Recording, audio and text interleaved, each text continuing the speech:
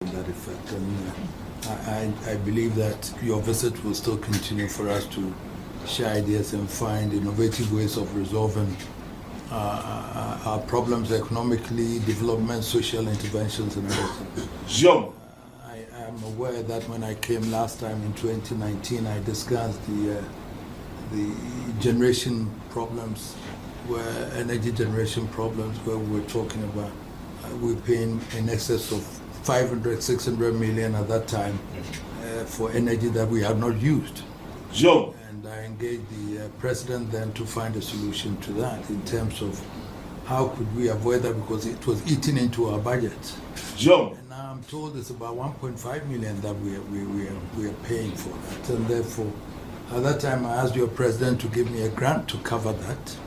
Whilst we did it, we got a technical assistance, a tripartite company, the IFC generation company in Ghana, for us to see how best we can get a technical support to be able to plan to export the excess energy to Burkina Faso, Mali, and others, and Togo and others, the excess one that we have installed, because I think we have 5,000 something installed, and then we are using only 3,000 something.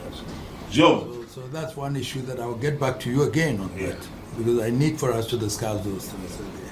You've done that with the school feeding, which I appreciate. I remember when I talked to them about, they had withdrawn the 180 million at that time, and I said I should take it before I go back to Ghana, so I got it before I came. And then budgetary support also was withdrawn at that time. You had allocated 500 million for budgetary support, but you said because of the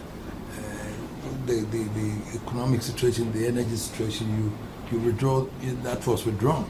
So these are all issues that I want us to revisit, and by that I will talk to you later on quietly for us to look at it.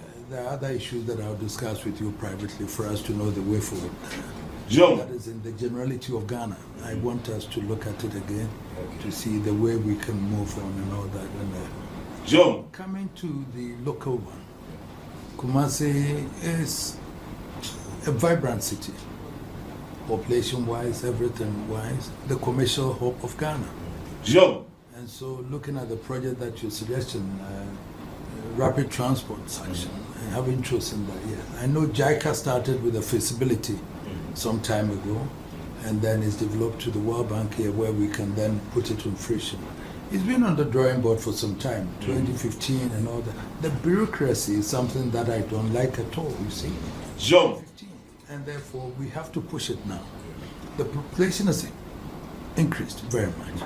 We have all these transport vehicles, different ones, all moving, fighting for space. And that doesn't help with the economic development of the city at all, because everybody is clamoring going to the center. The buses are, the trotro, all these things are there.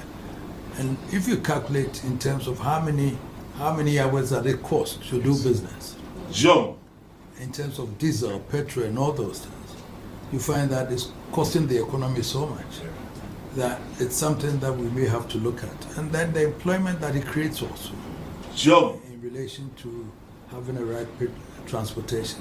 The 28-kilometer one from Ejusu down to a Buakwa section, for example, if we could have that rapid transport and the movement of goods, passengers and everything, and then the ease with which we can do business together, it's something that we may have to look at seriously.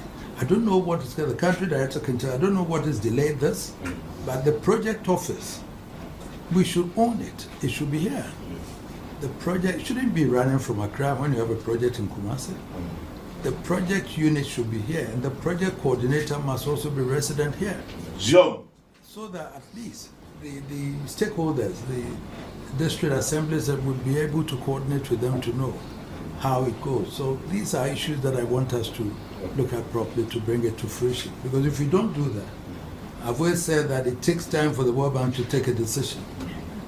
Bureaucracy, going to the desk of this one, approving and all that. But this one, we know the reason why we need that.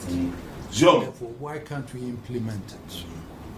2025 is about 10 years we've been talking about this. If we had done it earlier, It would have helped with the economy, it would have helped with employment.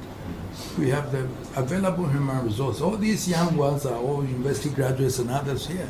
Young. We have the KNUST producing all these students and all those things. So, in terms of development, if we have the infrastructure, then everything will be fine. I cannot depend on the politicians for my development. I don't want to depend on them. So let's have a social contract, and then we do it. John.